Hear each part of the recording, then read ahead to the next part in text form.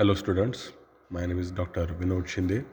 In the previous lectures, we have discussed about the chemical disinfecting agents that is used for sterilization or killing of microorganisms.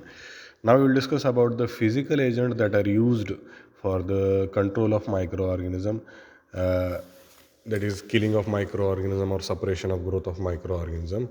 And some of the physical agents that are used is temperature, radiation, and filtration. High temperature or temperature, in that we have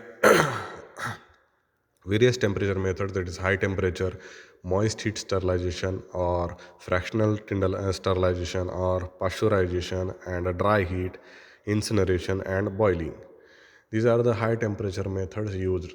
In the high temperature method, microorganisms tend to grow in the wide variety of range of temperature, from very low temperature to a very high temperature, that is psychrophilic microorganisms that grow at around 0 to 4 degrees Celsius, and thermophilic microorganisms that can grow around about 100 degrees Celsius. High temperature combined with high moisture is one of the most effective method of cooling the microorganism.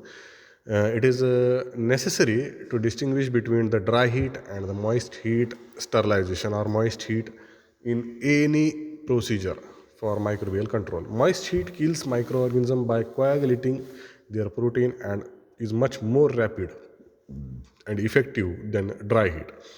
Dry heat destroys microorganisms by oxidizing their chemical constituents. Spores of Clostridium botulinum are killed in 4 to 20 minutes in the moist heat at 120 degrees Celsius, whereas 2 hours of exposure to dry heat of the same temperature is required to kill the same organism. And the killing action of heat is a time temperature relationship observed affected by numerous conditions. The moist heat sterilization, that is steam under pressure, is one of a kind procedure to kill the microorganism and is used regularly in the microbiology and to sterilize the ingredients or uh, media. Heat in the form of saturated steam under pressure is most practical and dependable agent for sterilization. Steam under pressure provides temperature above those obtainable by boiling. In addition, it has advantages of rapid heating, penetration, deep penetration, and moisture in abundance, which facilitates a coagulation of protein. In laboratory apparatus designed to use steam under regulated pressure is called as autoclave.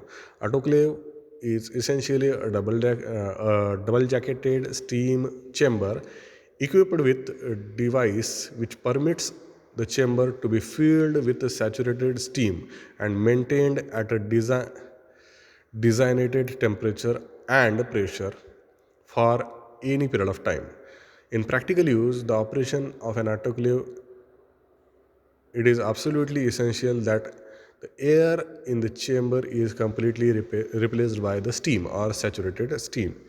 If air is present, it will reduce the temperature obtained within the chamber substantially below that which could be realized if pure saturated steam under pressure the same pressure.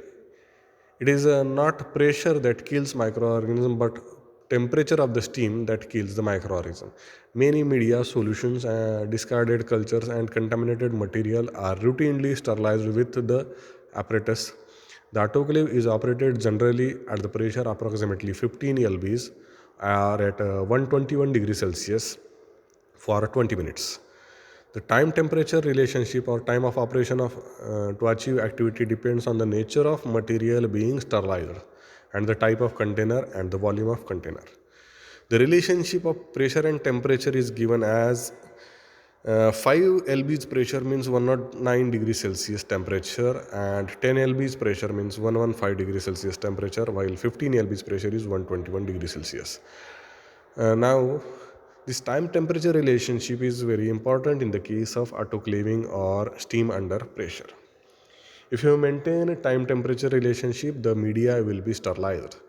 Then comes the fractional tindalization or a fractional sterilization procedure, that is also called tindalization. Uh, named after the discoverer of this method, that is John Tyndall. Some microbiological media solutions or chemicals and biological materials cannot be heated above 100 degrees Celsius without being damaged. If, however, they are withstand the temperature in the free flowing steam, that is 100 degrees Celsius, it is possible to sterilize them by fractional tindalization, that is fractional sterilization or tindalization. This method involves heating the material at 100 degrees Celsius for 3 successive days in incubation period in between to convert resistant spores into germinating cells during the incubation period. On subsequent exposure to heat, and the vegetative cells will be destroyed. If spores are present and do not germinate during the incubation period, the material will not be sterilized. An apparatus known as steam Arnold is used for this technique. However, it is also possible to operate an autoclave with free flowing steam for this purpose. Steam Arnold or Arnold Sterilizer employs steaming steam at a temperature of approximately 100 degrees Celsius for about a period of 20 minutes and more on 3 consecutive days. The length of exposure period will depend on the nature of material being treated and size of the container. Agar, for example, must be completely melted before recording the beginning of the exposure period. Arnold sterilizer is used principally for the sterilization of gelatin, milk, carbohydrate media. High temperature in the autoclave and no single exposure of the Arnold sterilizer may hydrolyze or decompose carbohydrates and prevent gelatin from solidifying. Obviously, such media would then be unsuited for use. The tindalization procedure was used only to those media which are not sterilized or which are not autoclavable or steam sterilizable and which can be damaged at high temperatures of around above 100 degrees Celsius, like carbohydrates or sugars and or gelatin uh, or some chemicals. So the steam sterilizer, that is a tindalization procedure, can be used in this regards.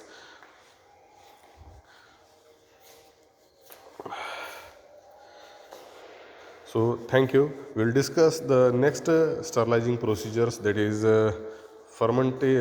pasteurization and dry heat sterilization in the next lecture.